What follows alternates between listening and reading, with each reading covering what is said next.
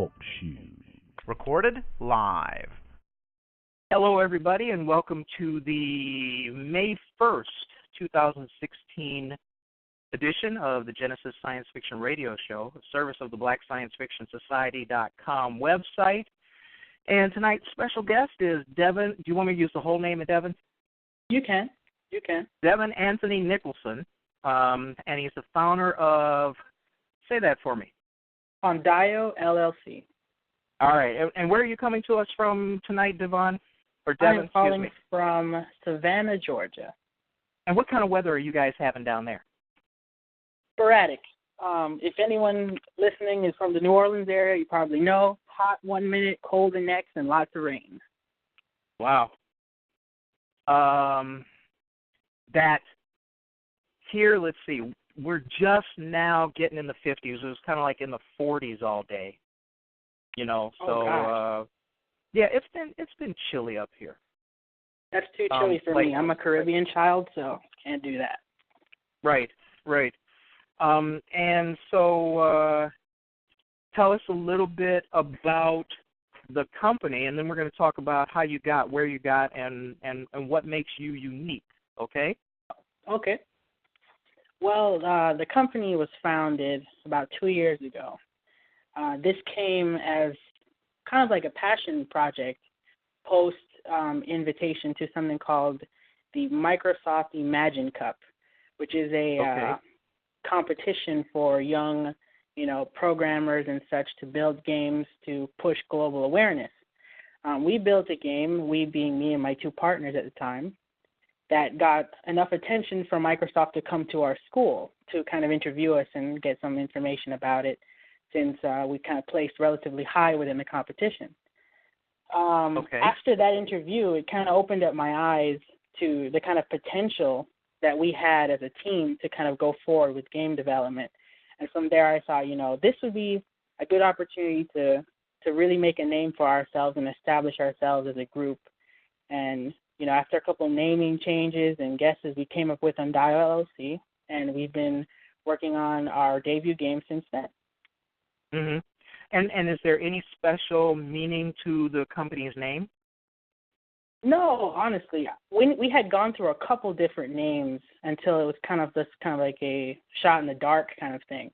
We are additionally going as Cadenza, just because musically the cadenza was kind of like the rising action of the song, and we wanted to be that kind of group. We wanted to be the rising action in video games, the new sound, if you will. But sure. We saw that cadenza was a little bit overused, so we decided let's kind of throw something out there. And, we borrowed a letter from someone's name here, and we kind of played around a couple of things, the anagram, some stuff, and then Ondio LLC pretty much jumped from there. Very cool. I mean, like IKEA are the first four letters of the company owner's names, So, I mean, a lot of that sort of thing is, it's always interesting to see what the etymology of a company's name is and where it comes from. So, that's the reason why I call it, because I'm always curious. All right, so you've been doing this for at least in this. Well, no. Let's go back to the beginning. Okay. Where did you grow up? I grew up in a lot of places. I was born in Jamaica. Yeah, if you just pay your rent, you don't have to run around as much. That's what they tell me. Well, when the price changes as much as it does, you kind of feel you have to run sometimes. I understand. Yeah. What happened? So I was born in Kingston, Jamaica. At the age of 4, my family moved to New York. We stayed there for a year. Then they moved to Canada. We stayed there for 2 years. They moved to Florida, and then we stayed there for 9 years. Wow. Yeah. And how did you? Where did you mostly go to school? Let's say, for your, your more formative years, like your high school years. Where were those? So that would be Florida. That would be Miramar, Florida, closest to the beach. And what was that like for you? Did you enjoy being down there? That was stable. That's, I think, the one thing that I was looking for growing up was something that was stable, not having to think about the next move. It was in Florida where I met a lot of my best friends that I have now, and Florida was an opportunity to see, you know, where this particular industry was going as far as the East Coast is concerned. There really is very little presence for games on the East. It's all West. Everyone wants to go to Silicon Valley and, you know, get their starts there. And you've been interested in games, what, most of your life? Oh, since diapers. They definitely sat me down in front of them since I could at least get my hands on them. Right. All right. So tell us about your first games that, I mean, like the ones that you played that were an influence for you. Well, influential is hard to say because I never got into one particular genre. But I will say the first game that I got into was Sonic the Hedgehog on the Sega Genesis. That was just something that was put down in front of me, and the only thing they told me to do was get from point A to point B. There was no instructions at the time. And that was really big for me because I was always given instructions. I was always looking for manuals and how to do things as a kid. But when they threw this at me and I had my own devices to carry me, that was huge. You know, I didn't realize games could be like that. You know, I didn't think there was this untethered, you know, free-form kind of entertainment. And I was like, I need more. I need to get more of this. Yeah, and I think, and not to say anything bad about anything, but I think your generation had really the best opportunities to see the potential for gaming.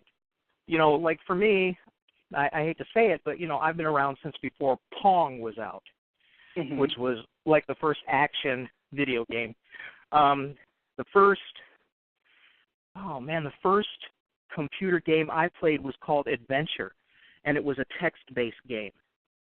So, I mean, to see how things have changed ever since then, it's like huge. It's a huge thing. I mean, you know, we had like Doom and Quake parties at my office that went on all night, you know, that sort of thing, because it was such a new phenomenon for us. Well, I can see for sure. I mean, those guys that, you know, foreran, particularly Doom and Quake, are still going on. I mean, running with Unreal and pushing, you know, engines far beyond and giving a new name, a new life to those arena shooters. It's pretty big. Yeah. And so let's turn to your game. I mean, how would you characterize the type of game that you're in the big development of doing right now? All right, so this would be an action RPG. Now, that would be a role-playing game that doesn't necessarily layer you through turn-based gameplay. Turn-basing would be like a text adventure where you're given an action, you give the response, and then the action is played out automatically. You are in full control of your respective character, and that will be you and 3 other people looking to move through this, you know, encroaching world with its story and its different characters in total control. Wow. And how big is your team? My team right now, if I could include everyone who's put labor into it, is about 40 members. Holy crap. So this is a major endeavor. Yes, it's been a huge endeavor, I can say. Of the 40 people, we have, you know, people dedicated to art, programming, voice acting. You know, it's a huge undertaking, I think, for us. Right. And you know, let's start from the beginning. Where did you start in your development? I mean, when you have that many people, and I'm assuming we're talking about your original idea. Mm-hmm. And so how did you start building your team? Because, you know, like I said, that's a huge number of people. Well, you know, I look back on that and I start thinking I must have either really sold the idea well or got really lucky. I think I would like to say I'm real good at selling the idea. Right. But the first group, you know, my initial members, I met from this Imagine Cup from way back when. And I told them, you know, you guys, I see a lot of talent in you guys, and I have an idea that I think we will be able to execute if we follow, you know, a couple of things that I've put in place. from there, we had some people make references and call out to people they knew. I spent hours and days and months on forums, just trying to connect with everybody who I thought could really feel what I was trying to create.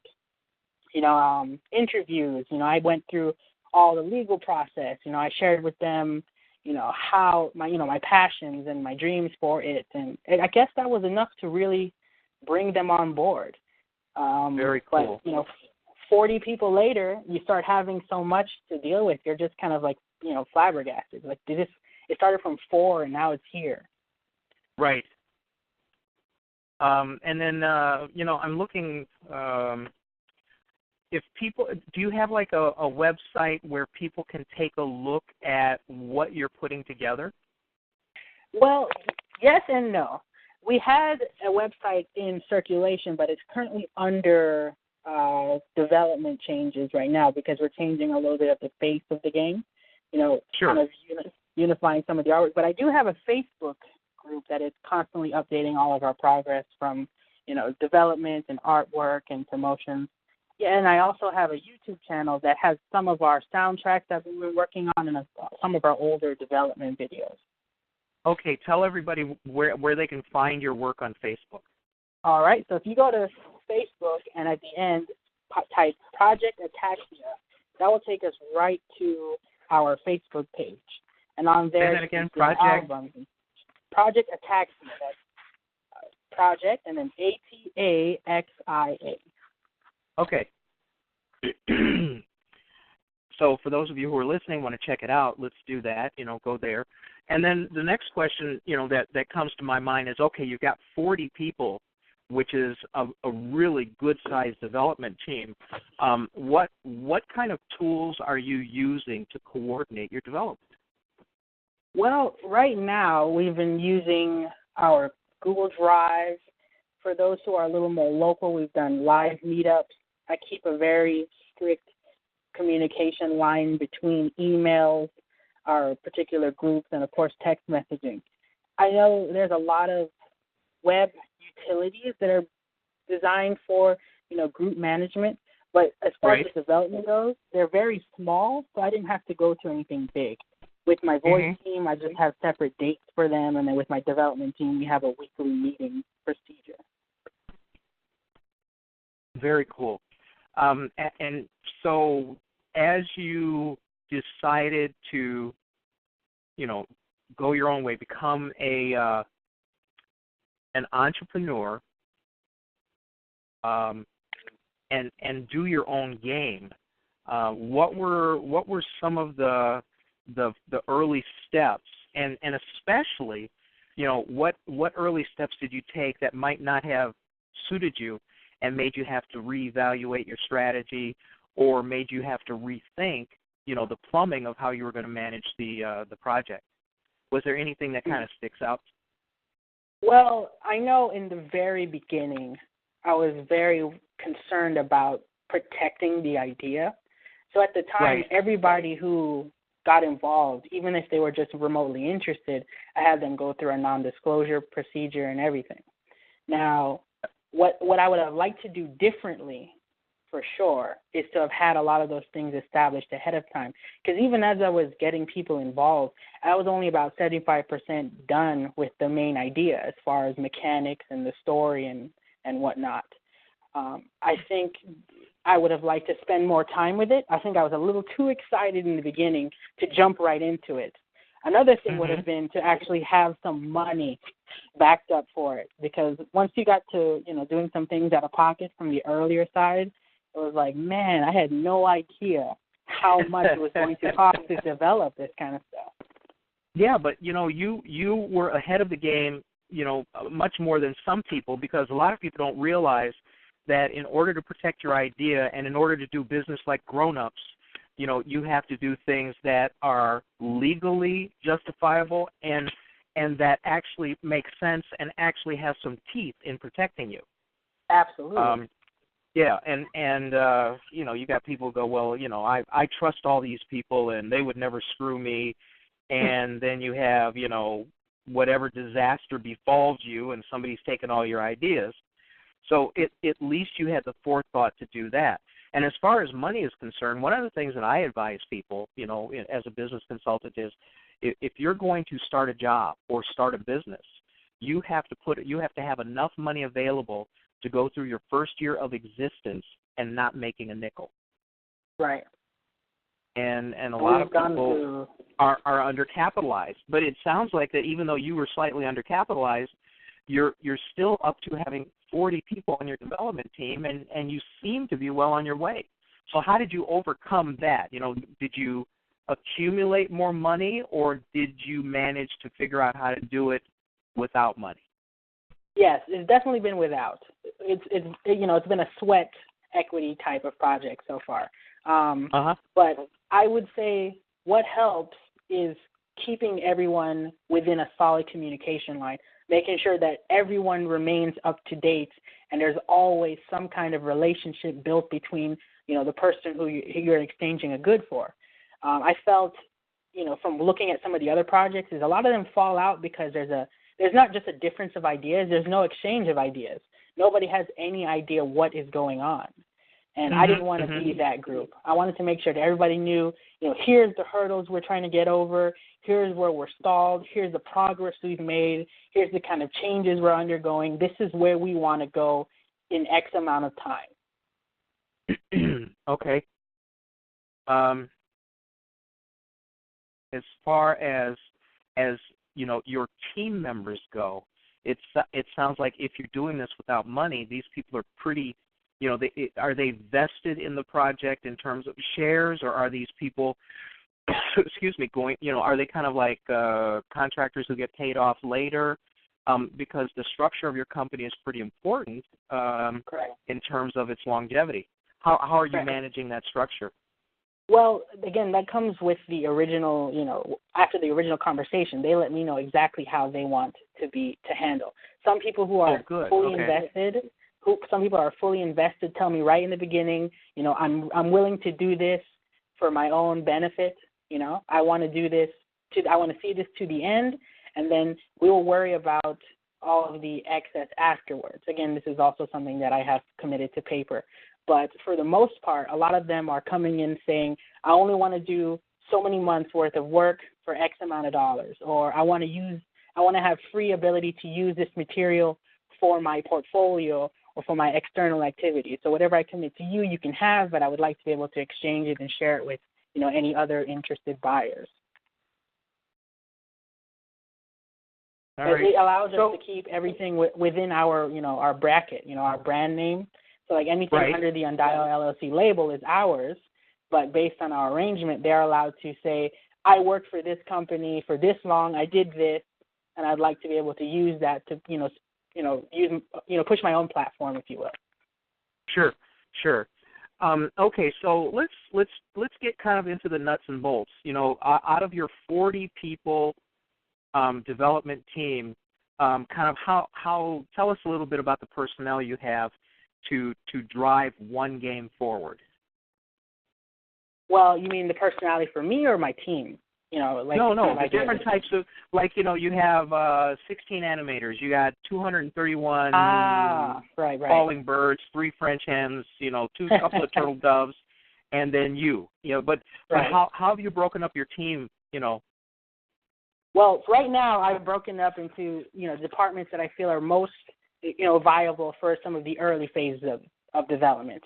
I have a dedicated art team with a director and her subcategories that work in illustration, character design, concept design, background. Then I have my animation team who works with dealing in character animations and 3D models, rigging and whatnot. Then I have my rigger who builds the models and will put a skeleton to them. Then I have my programmer who will work with some of the more alpha features until we move forward into the next phase of development. So it's split amongst there. And your coordination, you said you have very tight coordination. You have some people who live nearby, but the rest are, electronic communication between all of them? Correct. So we're actually kind of like in a tri area. I have team members that are within Florida, Georgia, and Louisiana. and that's split between the various departments. And then, of course, we have 2 members in the UK.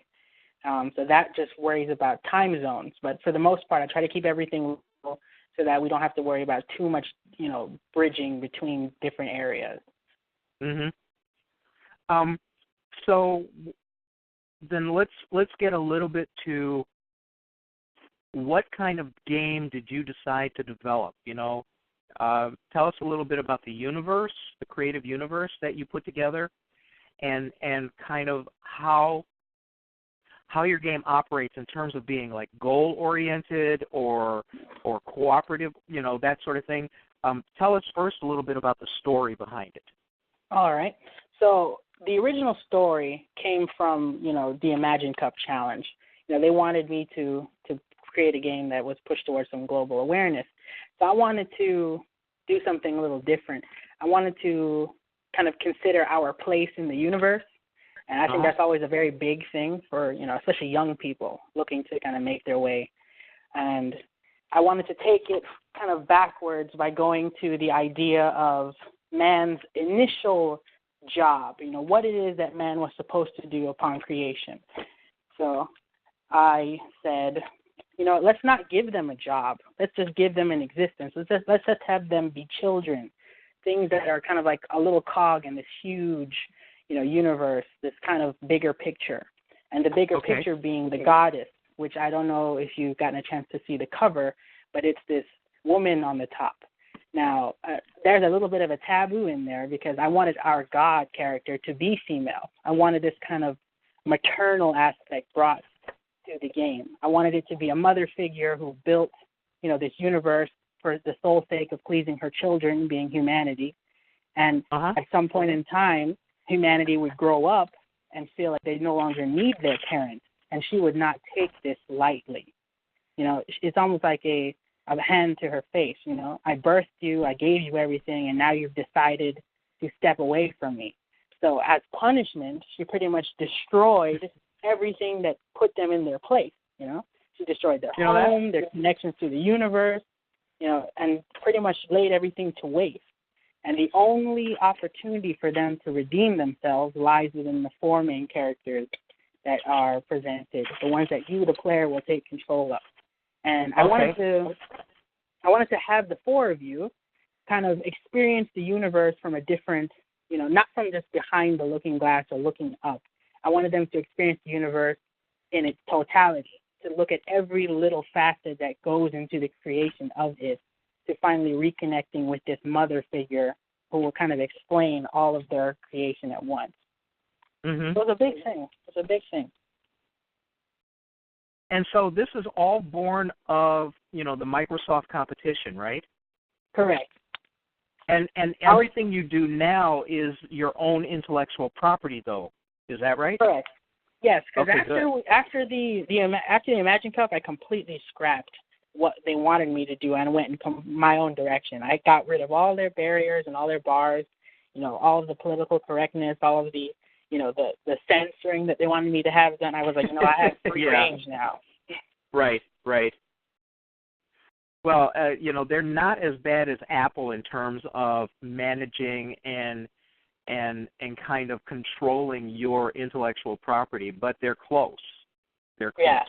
And as an independent, the game that you're building, is it a multi-platform game, or is it designed to run in one kind of a one platform? I would like it to be multi-platform because the engine we're using offers, an ability to publish on multi-platform. It was originally going to be just a PC exclusive, just because we were given XNA and we had all of the code written for just the PC development. But once Unity came out and a lot of these freeware engines started to really push themselves towards the indie crowd, I said, why not?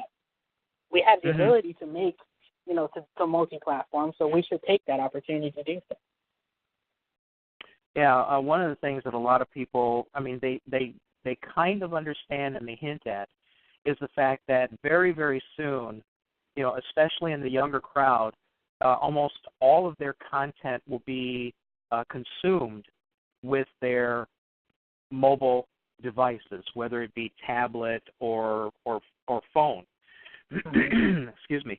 And so when you look at a game like yours, are you setting your game up to be like a multiplayer universe, or are you looking at a single player experience at the onset? This will be something that has a duality to it. You can play it by yourself and get the same, you can get all of the story from one perspective, but I feel it'll be a better experience to do it with 4 characters, just because each one of you has their own different perspective, but yet the team dynamic is one of the things that will really be sold when you do it with 3 others. Because co-op is a big thing for me, and I feel like you don't have enough stories that work well with co-op. Sometimes that's just a tacked-on thing. Oh, you can plug in a controller and play with a friend, but where's the connection to that extra character? Are you just a thing aiding, the singularity of the game, or are you all really a part of the whole process? Right. I'm looking up somebody here. Back in, when was this? This was quite some time ago. This cat was born in 1920, and his name was Sid Sackson, Sackson. And what he did was he printed a book about cooperative gaming, where that the goals would not be so much competitive, but would be cooperative. And so when you look at your game and the gaming environment that you're creating, is it structured so that the 4, I guess you would call them the children of the mother, right? Yeah. That the 4 children of the mother have to be able to cooperate in order for all of them to win? Or is this, even though you're playing with multiple people, are you still competing against them? Oh, no, there's definitely more of a cooperative-driven aspect to it. You'll find, even as you play the game, there are sections that your particular character may not be able to maneuver very well. You'll come to a point as, Kay, one of our characters who is a boxer type. He is quick and everything, but he may not be as strong as, say, Mika, our powerhouse character, or have the versatility of Sable, our thinker. You'll find that as you're playing, it's like, I really wish I had somebody here because this puzzle is too difficult, or this boss is behaving in a way that I can't, get around because my character's limitations. It's really a party dynamic. I wanted to take that the most out of the RPG, because a good party is what helps you finish the game. And, when you have your party members to rely on in real time, it's a whole different animal. Right. Man, this sounds pretty interesting. Have you, what kind of exposure have you given the game to the larger world, other than doing an interview like this or other interviews? Are you getting are you exposing the idea of the game, the structure of the game, the internal workings of the game to other people to kind of get some input, or are you just really focused on what you have because you're pretty sure that your idea is a good idea? Well, as far as my idea is concerned, I really feel confident in it, for it to stand on with its own 2 legs. But as far as exposure, it is difficult. I never had any idea how difficult, the social media side of things. I'm familiar with, going door to door and speaking, conference-wise. But, trying to manage, internet presence and, how apparent are you on this forum, and what is your eye catch to this particular group? Where is your niche group? I'm still trying to figure that out. I feel like I've tried a whole lot of venues. I've looked at Tumblr, I've looked at Twitter, I've done Facebook. I've tried pushing the website. I thought, maybe I need to take an artistic angle. I need to push the artwork and see where people are visually connecting. Maybe I need to take an audio sense, push the music and see what kind of people are responding to that.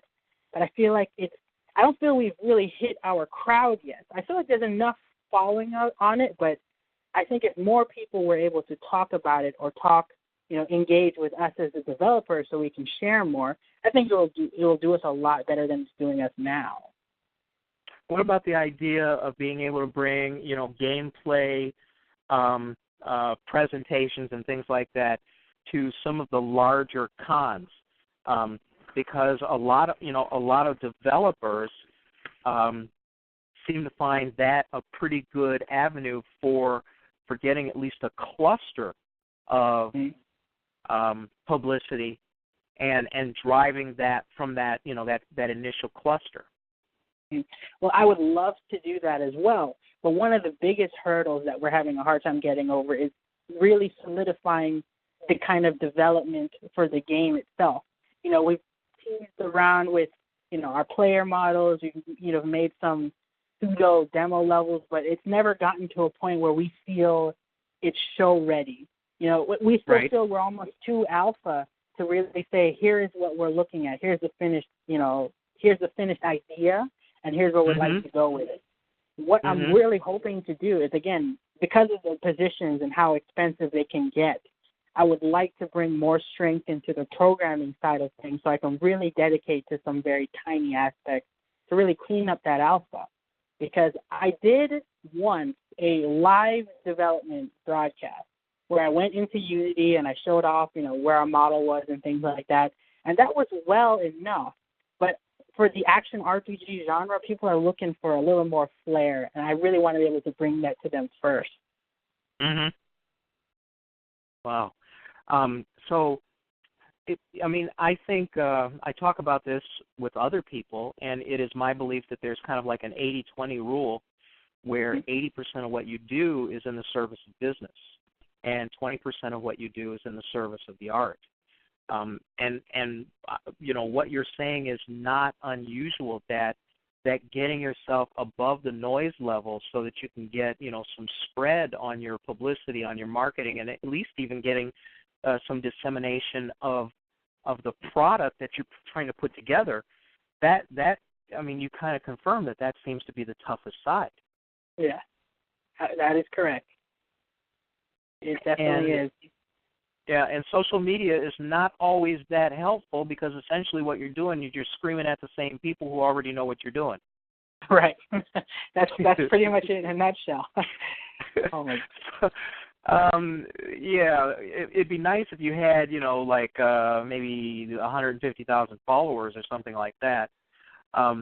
What about so you've got an animating team, you've got your art, you've got your characters and things like that.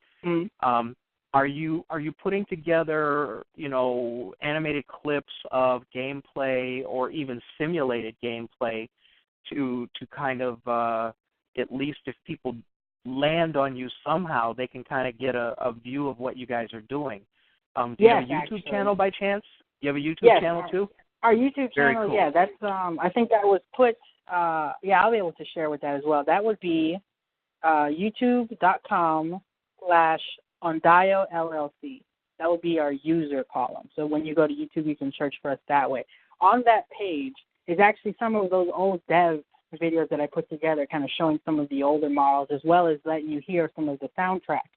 But what I do have in plans right now is an animation project that will do just that, kind of give something to land on so people can get an idea of a couple things. Here's the overall concept, here's the way the characters are behave, and then, of course, here's the official style, the styling that you can expect from animations within the game itself. This, however, is going to be a very long project because, 6 months to a year is a very fair thing for about, the length we're trying to do. We want to do something that's only 3 minutes, but, the animation isn't very demanding, but it does require a little bit of a laser focus to make sure that some of the very subtle things are done effectively. Right. But I will say that I think this will be a very solid thing for us, because I've noticed a lot of the indie developers who have made it have done just this. They've kind of gotten away with a lot less, very subtle still frame images that at least have enough polish to say, yes, we're very serious about this. This is how professional our project will look, and this is the kind of, statement we're going to be making with it. Yeah. Well, it's not like you are, you look at how Valve started out when they showed off the first Half-Life. Right. At Comic-Con and things like that. And that's also a very, very expensive endeavor. To try to put something like that together for San Diego, Right. You're still looking at tens of thousands of dollars. And, that is not an inconsiderable sum, especially Right. when you're starting out. And a developmental team of 40, no matter how dedicated they are, everybody still has to be able to go home at night and have dinner at the end of the day. Absolutely. Yeah. Yeah, so let's talk about the money part of what you're going to do in order to ramp up, the production of this game. Mm-hmm. Well, you mentioned that you're at kind of scarce resources now. Yeah. Where do you go from here? Well, we had really played with a lot of things. I know, back when we were listening to like some of the early things, Kickstarter was like the big platform to launch from. And, Sure. we had looked at it and seen, a lot of the smaller groups really do well with pretty much exactly what we felt we had, as far as right. production-wise. But now, Kickstarter seems to be taken over by a lot of celebrities and people with a lot of push behind them. So it makes it really hard for us little guys to really make a lot of headway on there. So what we thought we'd do is revisit some of the little smaller venues where we can kind of sell paraphernalia with our brand on it, really push, some of our stuff that people can get their hands on. Because one of the things that we really want to do is engage with the community behind the game, so we have to give them something. We have to give them a way to get a piece of what we have so they can say, I helped make this get there. I was a part of it. We had a contest not too long ago where based on how many followers and viewers we were able to generate, we would pick at random and allow that person an opportunity to be a featurette in the game. That's pretty cool. And we had a lot of fun with that because the winners were able to share with us, certain things they'd like to see for their character, and we were able to do a markup and show them what it is. And they really warmed up to that. That was enough for people to say, man, you look at these guys. They're really willing to bring us into the project. Back when we had our Kickstarter, we had opportunities for you to design monsters and bosses for us and, little aspects that, when you play the game, when you see your name in the credits, against something that was fully fledged, there's something about that that's really, it's hard to replicate anywhere else. Gamers love that kind of stuff to say, we made this, we're here. Sure. There are some people who are planning, 3D animated movies, what have you, and with this new 3D printer technology out there, at cons or any other kind of exposition, they can do a 3D print of a character in a special pose or something like that as a one-off and be able to hand those out to people. 3D printing is if not for medicine, it's great for marketing. Well, actually, it's great for making chocolate stuff too. But there's all kinds of cool technologies that lend itself to things like this. I remember, and I can't remember where I was, but people had it was some animation house where you would go, you would put a headset on, and one of the characters would be on the screen, and as you spoke, that character looked like it was speaking in your voice. Just clever things like that that stick in people's minds, that are new, that are unusual, and it's tough to find those. And the other thing is, I think you might be suffering, not you yourself, but your project may be suffering from certain kinds of marketing fatigue because the kinds of things that you're doing are not brand new, but they are familiar means for marketing games and marketing movies and things like that.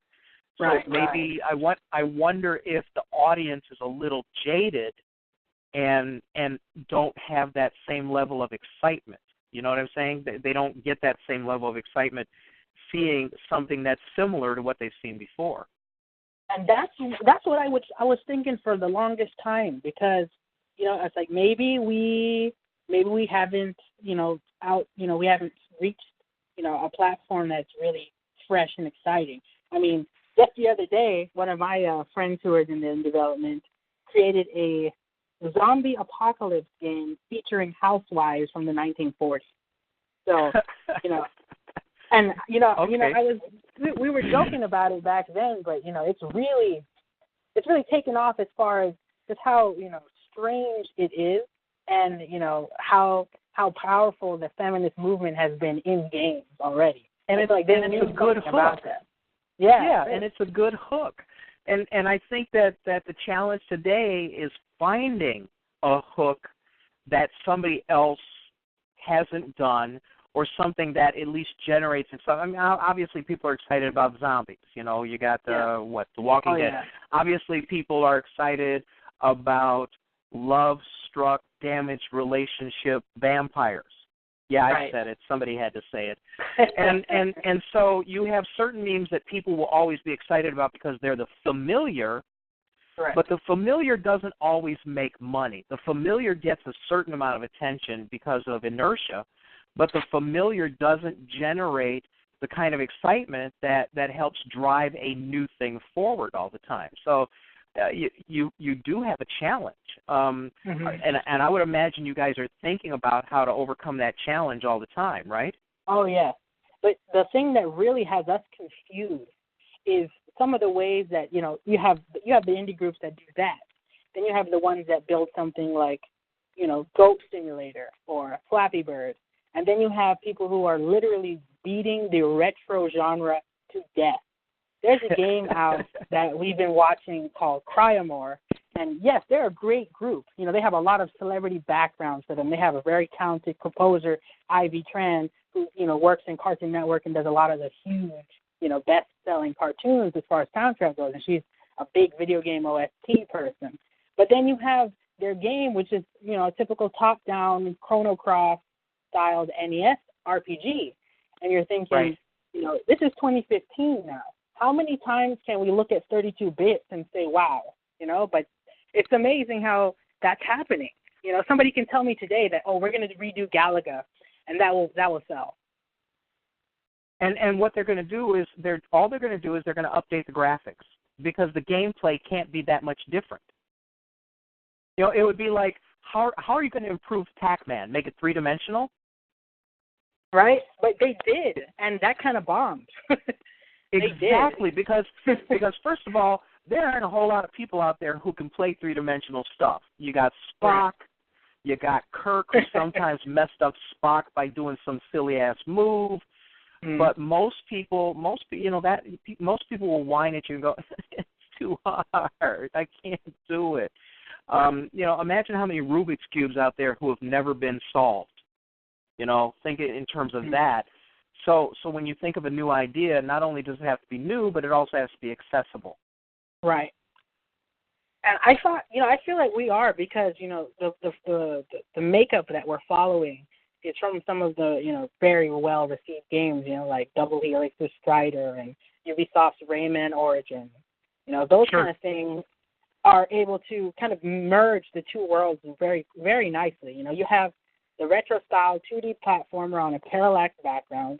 Then you have these very, you know, modern popping, you know, imagery that really, you know, lives up to the next gen thing. And that's what everybody's talking about. You know, we have these, it's like we have a camp now. You have, you know, the indie development camp that wants to stay retro forever, you know, 8-bit for life. And then you have these people who are saying, always push the envelope, graphics over everything.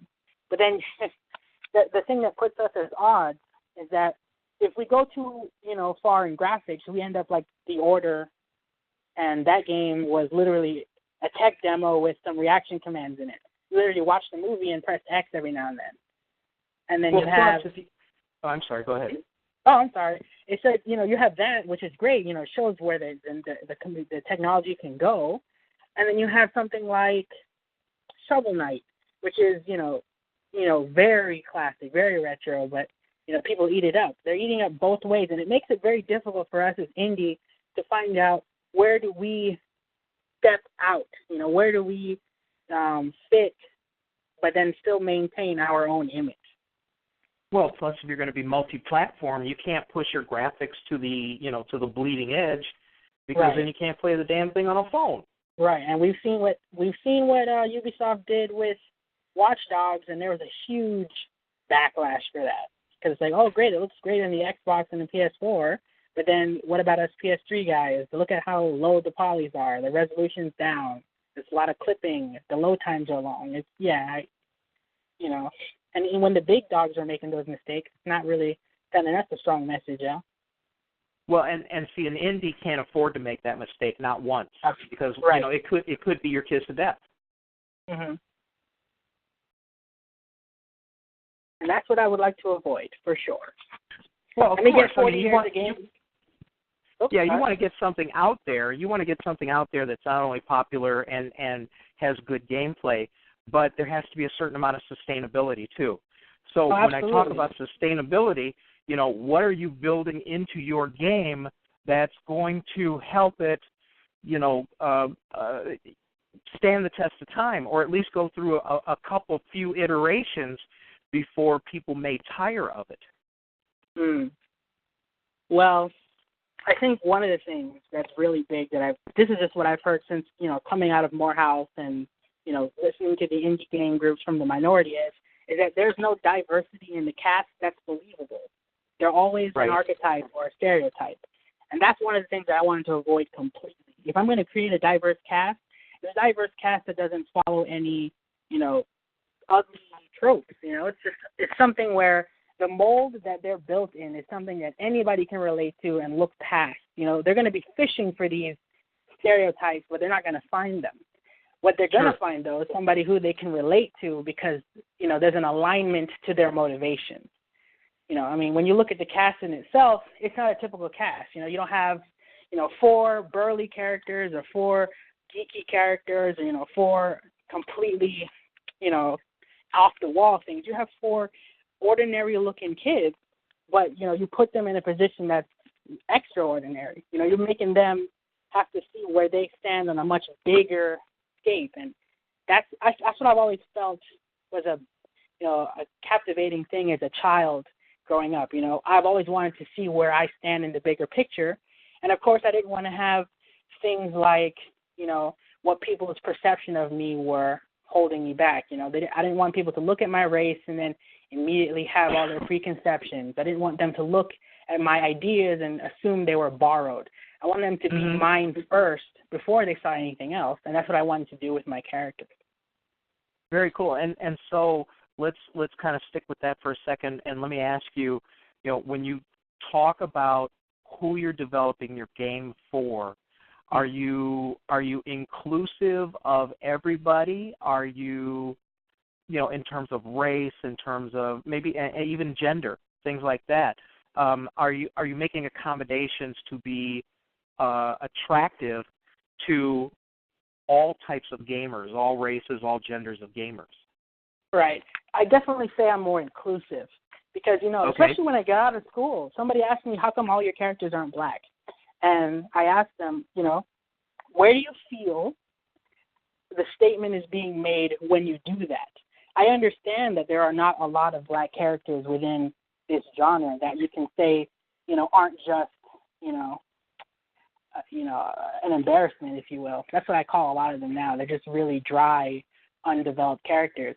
I wanted to say that you looked at this game and it stepped away from what you already know about games, that there's always a white protagonist that looks X way, and you can't really say, I could wake up one day and say I'm that person.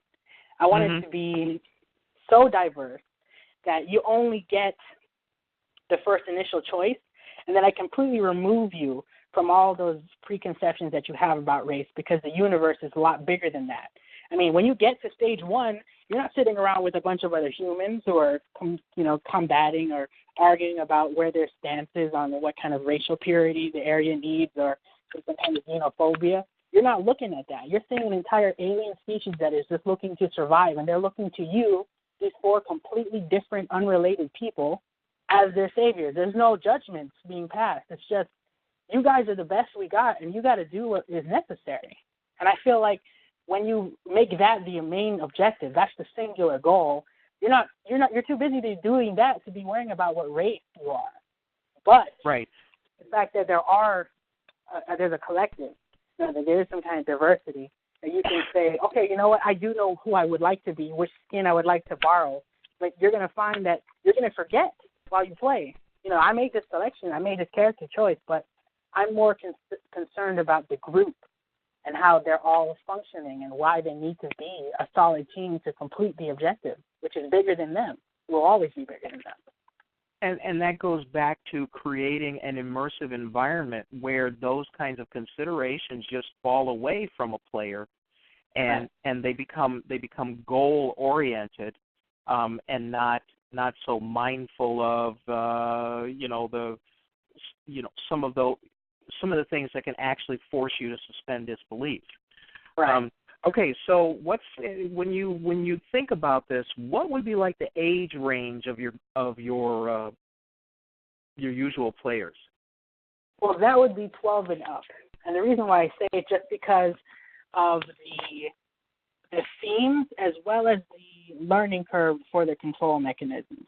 It wouldn't be something that you can pick up because a lot of it, because it's an RPG, you can expect a lot of text, a lot of strategy-based, directives, and something that requires a lot more communication to really get the full effect of the game. And I think that 12 is a good starting point for that. And then, that's generally also about the time, you can be assured that somebody that age probably has their own cell phone or their own tablet too. Right. So the accessibility to your target market is fairly ensured, Correct. Yeah. And then let's look forward about where are you on your timeline as far as what you've gotten done? Well, let's see. I would say we probably have about another year and a half of development left, given certain things come in place. With the completion of the animation, if that draws the right kind of attention, that will allow us to make a little bit more money on some of the things we would like to sell, in regards to the game. Because, again, we do need some more hands. We're going to need a couple more people on the development side just because of the scope of the game. I wouldn't say it's AAA big, but it does require a little more attention in some areas to really get the right kind of details done. So I would say that a year and a half time would give us a great leverage to put something out there that at least people can get their hands on. Even if it's not fully finished, this will be enough of a working alpha to say, here's where we're going, here's what it's going to look like, and then, we can play it from there. And the playing field, the market, is a lot more complex than, let's say, when we go back to our first-person shooters that came out, Doom, Quake, Unreal, all of those, where they use the AOL format. I mean, I can't even guess how many CDs and 3.5-inch floppies that AOL just threw out in the marketplace, just threw out across the nation in order to get people to log in. And then you had like 4 or 5 level versions of these other early adopter games where you would get that for free, like in a magazine like PC Gamer, and then you would play it, you would get hooked, and then you would go ahead and spend your $39.95 and get the rest of the game. Have you put together a marketing model for how you're going to be able to attract people to buy the game? Yes and no. I know a convention is the easiest place to get your game out there because you set up a booth, you can give people out keys that will give them demos that they can share. Because it's a co-op game, I want to do one level that you can, if let's say we give you a copy. You'll have a copy that gives you 3 additional keys to share with your designated team members so you guys can experience the co-op style yourself. I want to have a booth that has an ability for you, the player, to come sit down and get through it with a team. And then once you've completed the team, there'll be a reward for it. I wanted to make a contest out of it to where, let's say this team performs the best on this stage or this team works the best for this boss zone. Things like that to really get people driven on one of the major concepts is that co-op. So that's what I'm looking to do. I know MomoCon, AnimeCon, MegaCon, SuperCon, a lot of the things that are in Florida and the Atlanta area love to have indies there because it'll help expand their arcade side, which they're really big on nowadays, especially like Evo and all these different competitions moving forward. Right. And are you planning on having your own game host? I mean, I would imagine that's almost a necessity if you're going to have cooperative play. Right, like a server base, yes. Exactly. And go ahead. Right, but the thing about with that, a lot of the times when you move through a publisher, they'll handle a lot of the hosting for you, depending on how many servers they allocate to your space. Like especially if you're Steam, if you have if we have like a particular net code like GGPO, things like that are again it's a costly thing, but it's not as intense as if we were to literally dedicate space in a warehouse for a server room to keep all the connections tethered. Well, and it does relieve you of certain mundane concerns, so that you can focus more on the creative side. Exactly. Yeah, I was thinking about Steam when I was asking the question, because they have put together a pretty good platform. And when a lot of people were griping about the fact that Linux users couldn't get on Steam, and now that's not the case, so they've increased their market share there. I don't even know what their worldwide numbers are, because I haven't looked at it. But writing to their host specifications so that you can let them handle that infrastructure, I would imagine, even though it costs you a little bit, it still gives your development team a lot more time to work on, gameplay, rather than having to have the IT infrastructure to manage your own server farm. Absolutely, and they'll keep it open as long as the game does well. They won't they don't have to worry about cycling through like we would have to. Let's say the game is done and we're spending too much money keeping these servers alive, and we have to move something else. Right. Okay, well, hang on a second. You're listening to the Genesis Science Fiction Radio Show, a service of the Black Science Fiction Society.com website, a wonderful neighborhood to belong to. So tell your friends not to listen to what anybody else says. I said it's a great place. And this is for those who may have tuned in late or skipped ahead, this is your May 1st, 2015 edition. We're talking to Devon Anthony Nicholson. So let's talk a little bit about, I know it's early because you're still looking at probably a year and a half to 2 years of development time, right? Maybe even more. Correct. And so, to talk about, well, so what do you think you're going to be doing 5 years from now? And, basically 5 years from now, you're still going to be making this thing work, because it is a never-ending process, especially if you want to improve gameplay. Right. And to that end,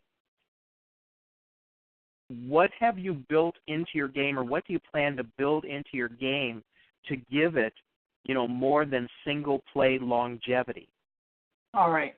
And that's great, because this is something that I took a lot of time, into, even when building the story. I want, one thing, of course, is content within the game that's accessible through playthroughs. So, of course, playing as X character will treat you to one particular ending or one particular facet that, is related to that character. This will allow you then to say, let me go through this journey again with a different character. And to add difficulties that don't just increase, how well the AI behave, but also open up different layers of levels and different, engagements between NPCs and boss fights are another thing as well. And of course, the end game. An RPG is nothing without the end game. What do you do once you cap or once you finish out? I wanted to create a tower essentially that allows you to access additional characters outside of the main cast, but allows you to play through a different kind of metagame that puts you through thousands of levels, throws different enemy wave types, and literally leaves you with the ultimate reward at the end. I can't say what that is, but I can tell you it's definitely something that will not be easy to obtain. Right. And what about, player mods? Will you have a provision for people to co-develop, maybe game space with a development kit where they can create their own modifications, mods for your game? Have you thought about that? Well, I would think about it more so depending on the breadth of the game, as far as the way you navigate the space. I know the PC community is very big on mods. I wanted to kind of circumnavigate that by giving some kind of internal modifications to where you can change, different statistics, palettes, equipments and such within the character space to really customize it for your own level of play.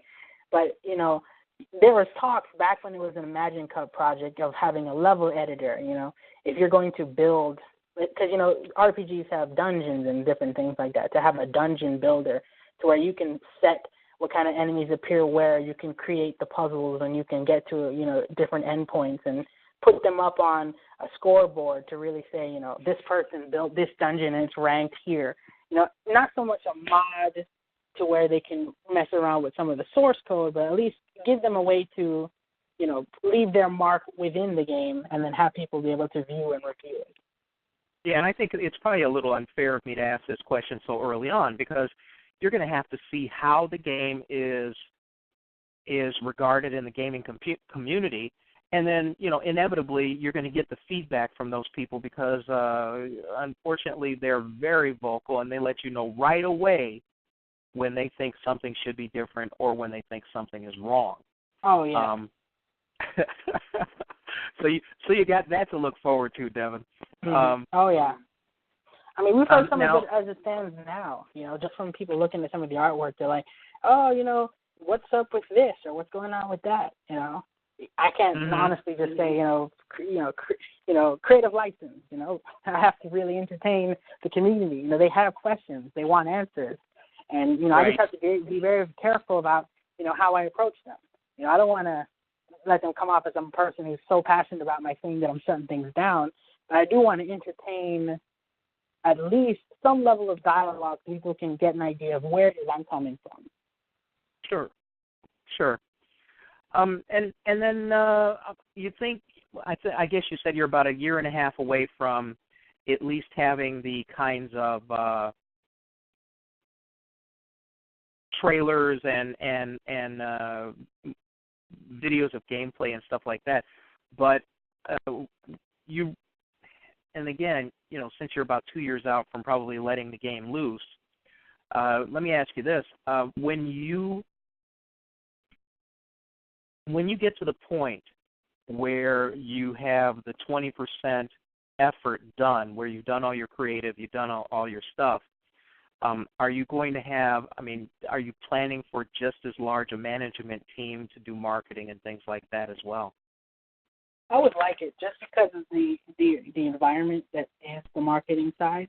I'm going to need some help because, oh my goodness, I'm trying to do it with just me and a secondary, and, we get, like you said, fatigued. We're here thinking, oh my gosh, what content we're going to push next, or how else can we engage with the community, or what's going to happen when we have a dry day and we don't have anything to update on. Trying to keep everything consistent and fresh, having a schedule for these kind of things, giving an opportunity for people to, really be able to tune in, that's going to need some manpower, I believe. Yeah. Would you be adverse to maybe hiring a marketing company? Oh, no, I would love that. If I can afford it, yes. If I can get a great price for it, yeah, absolutely. Right. Okay, so, we're pretty tapped out about talking about the process. You sound like you have really put a lot of thought into how to manage the process, what it's going to require of you and your team and things like that. Where did you get the information, and maybe how did you build the skill sets to understand this process as well as you have? I'm not saying this in any way other than the fact that you appear to be very young, and was the Microsoft thing helpful in at least leading you to understand the process, the development process better, or where did you get your notion for how to manage the creative process? Well, of putting this whole thing together. The first thing that Microsoft showed me is how ugly it can get when deadlines are coming up. Like, that was the first spearhead for it. Let me tell you, when we were doing this, we had a representative who was supposed to be on top of us 24/7. We did not hear from this person for almost a month during the development process. Right. And we get, we're pretty much burnt out. We've been doing like 24-hour days. We hadn't slept in weeks. And we were literally at like probably 5 days before submission. And we're like, we probably bit off more than we can chew. Then we get an email from this ghost representative who says, by the way, guys, I hope you guys are almost done because Microsoft's coming to the school to see your project. And how far ahead of that was that? Oh, my goodness. That was probably the night before. Oh, man. And we were scrambling. Now, and I can tell you, at the time, our coder, I think if you could see what post-death was, like if you could see like a corpse just reanimating constantly, that's what he was. He was not, I think I'll tell you honestly, this is another one of the ugly things that came up, is just how important it is to understand the nature of the team. Because after the Imagine Cup, there was a pretty nasty falling out. There was this fight about, why we didn't make our deadline and who was pulling what weight and where. And one of the biggest things that I noticed is that sometimes some of your team members do not know how to turn off. You can tell them 100 times to take a break, to stop pushing yourself so hard. But, it just, sometimes they get so full in what they're doing, they're so confident in their abilities, or maybe they're, there's a sense of doubt that they feel they have to prove something, that they push themselves to the breaking point. Lo and behold, that person no longer is with us and doesn't communicate to us anymore, but it's given me an opportunity to do a few things. One, a research, to spend a lot of time looking at just what needs to go into it. What is the deadline? How do you set goals and objectives? I probably spent stupid amounts of time in the library looking at all these different dev books, spending time in dev talk, YouTube video after YouTube video, documentary after documentary. What is an indie developer? Why are we indie? Why do we do what we do? What are some of the heartaches that come with it? And I looked at all of that and I said, maybe there is a way to get past some of these things from a human side rather than a drone side. And that's what a lot of the things I see. A lot of the indie developers are straight programmers, and they're robots. They don't know how to communicate with the team. They don't know how to be the representative. They don't know how to be the talking point. So I was like, I got to figure out how to do that. I have to figure out, how do I make my skills work for the team? How can I bring the team together? How can I light a fire in them to really want to finish the project and then do it within their means? Because we're all working at our own pace. We don't have a studio yet where we can say we can dedicate 8 hours a day to the development. But it's like, and nobody's punched the clock either. Right. So, how do we remind them that this is a project that will only go as far as we allow it to, as well as learning to get over some of the personal issues that may slow us down. And that would probably be where a lot of my learning has come from, is really from just the way the team has evolved. Who's come, who's gone, where are some of the things that we've had issues with. And then the overall thing is remaining consistent. The minute we're not consistent is the minute everything can fall apart. The minute somebody has no idea what's going on, or somebody doesn't know how the format works or where to find something, it's a madhouse sometimes. People running around with their heads cut off, and you're like, take it easy, guys. We have a place for it. It's here. A weekly meeting is very important. Yeah. What's the average age of your teammates? Well, I don't want to put anybody out there as far as age, but I would say between... Well, you don't have to name a name, man. You got 40 people. Don't tell us anyone's name. I know, but I'm sure there's somebody particular listening who doesn't even want to give a hint of that kind of age. But I will say between 40 and 20 is the age range. Yeah, see, that's a lot to juggle, because you're talking about, 2 different generations. Well, actually 3 different generations in terms of gaming time, Oh, yeah. You got people in here who are married. You have people in here who've tried the gaming thing before. It was kind of overwhelming at the beginning to be so young, and then having people who are, much older than me expecting me to be the person I say I am, to be on top of it, to be responsible, to be thorough.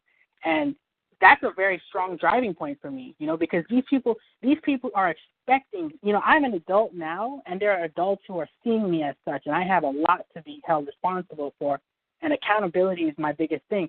My word is law. If I tell you I'm going to do it, it's going to happen. I'm not a person to step back on anything. I will make it certain, by any means. And I think that's where a lot of, the team has rallied behind me for, is because they know that if I tell you I'm going to do it, it's going to happen. And I have to really give them props, because for them to have been here for this long is really humbling for me, because, a lot of them are not, they're doing this on as much a gamble as I am. This is something they want to do, or this is helping them push their art, or this is helping them get closer to their own goals. This is a means to their end, and they're taking it very well, and I couldn't be more happy for that. That's pretty cool. It sounds like you got a great team. And well, let me not give them too much praise. Again, we have our bumps, but yeah, I do. Well, but who doesn't? When you have 40 people, there's no such thing as smooth sailing unless somebody hands you all, millions and millions of dollars and tells you, hey, don't worry about the timetable. It'll happen when it happens. And, of course, that never happens, because now you know the thing about deadlines. But still, to be able to juggle that many people, that many personalities, and still have an effective team speaks well of your own talent. And it speaks well of your own maturity, too, to be able, at your age, to manage those resources, to manage those people in a way that it sounds like everybody's got mutual respect for each other member of the team. And I imagine that's not always great either.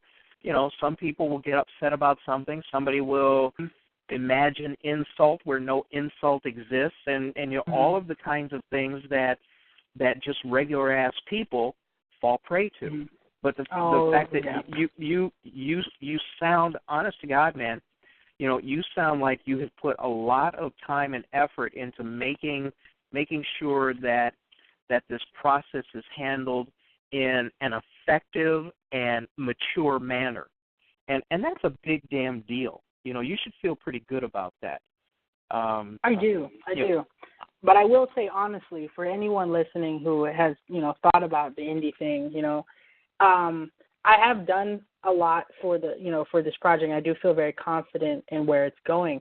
But I will say there are a lot of things that I have done to get here that I feel like, had I not pushed myself as hard, I probably would have been able to address a lot easier. A lot of things, especially in the early part, I'm sure a lot of from just passion alone, you push a lot of things away because you're dedicated to get something done. I want to finish this by this date. I want to make this time frame. I can go another couple hours without sleep. I don't need to eat this right now. It's things like that I wish that I would not have done as heavily as I did now, because it has cost some of my health. As I talk to you right now, I've been out of the hospital for a couple of times because I feel some of the stressing of the project has, affected me, in the brain, to where it's like messed up coordination between different parts of me. There's a lot of things that I feel I could have avoided had I taken some more time to breathe. But then again, I'm thankful that they have happened, because they have shown me that to take some time back is very important. To breathe and relax and, look at certain things in a different angle is very helpful to, the project as a whole and to everyone working on it. Yeah. And let's be honest, if we were to look at things from a very objective point of view, nobody really wants to have a stroke. You know? Nobody really wants to drive themselves so hard that, not only does it not help the project, but may have, deleterious effects that last far beyond, the immediate. So, it still seems like, though, that you're getting in a lot of, self-awareness, a lot of education about the management of a big-ass project like this. And this is big. When you talk about managing 40 people, that's big. That's a small business. Now, speaking of small business, what are some of the things, at least starting up, we know that you have to balance personnel, and we know that you are now understanding, the need for effective communication. What are some of the other things that you have learned from the business perspective about managing a project like this that you might want to tell the people about? Well, for those of you, of course, deciding what corporation to pick, especially if you're working with partners. Right. What kind of entity, right? Oh, yeah.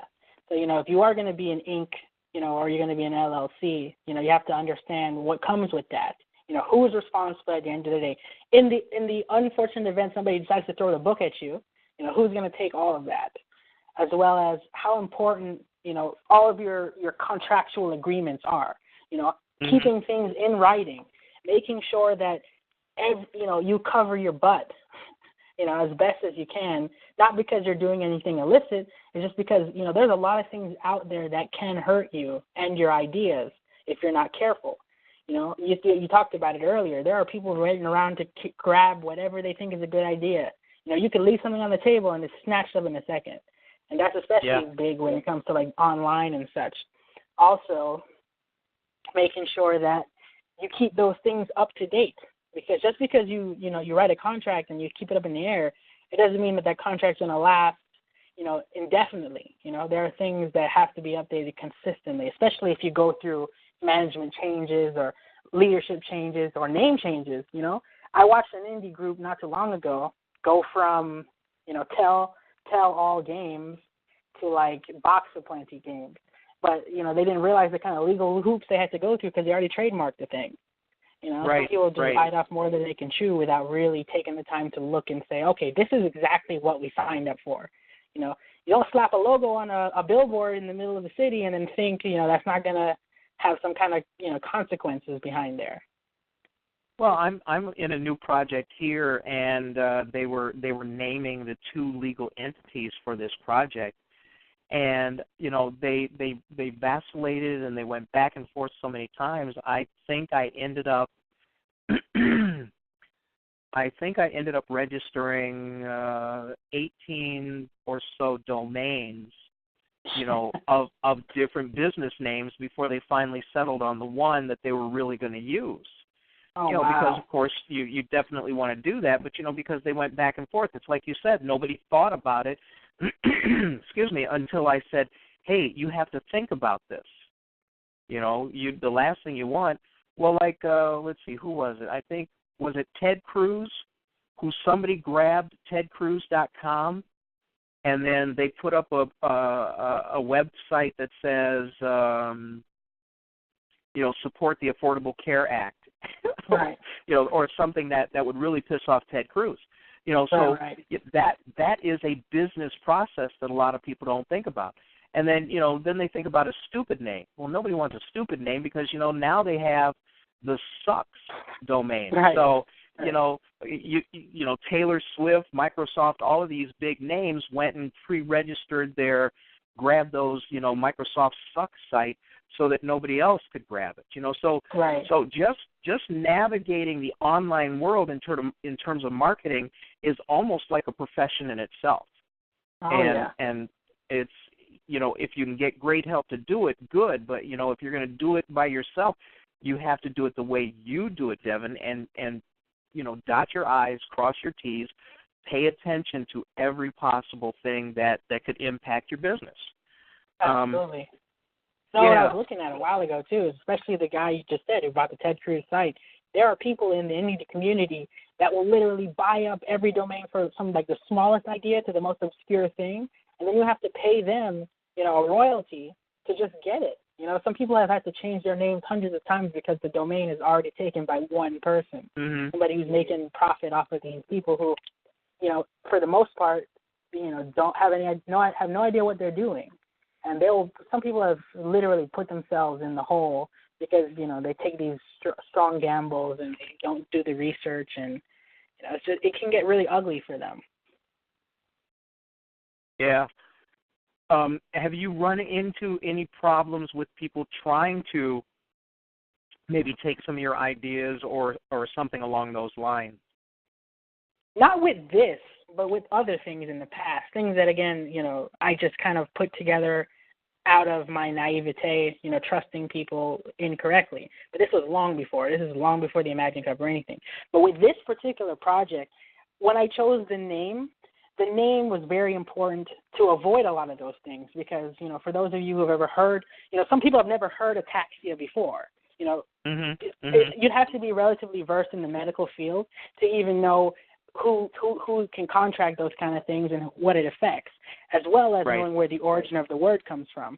And I knew with that being the case, there would be very few people looking for it, and there would be a very small area of people paying attention to just exactly the implications of the word. So that would give us a lot of time to kind of operate under the radar. So let's say even if we did go, an incorrect route and start pushing things early, getting all the concepts out there, we'd be competing with the likes of a band, a medical condition, and, somebody's MySpace page. Okay. Well, the most famous story from, pre kind of internet times was the millions of dollars that Exxon spent to get the name Exxon. They fed languages, all different languages into, various computers, and they chewed through them, and they wanted to get a name that was short, 2 syllables, but didn't have any connotation or any other, that didn't have any other meaning in any language. And after all of those millions they spent, they came up with the name Exxon. And so, yes, your name is very important because, ultimately it is the beginning of your branding. It's the base for your branding. Right. So it's good that you didn't pick fistula or pus or, any other medical term. Right. Yeah, because then we'd be having a hard time. Yeah, no kidding.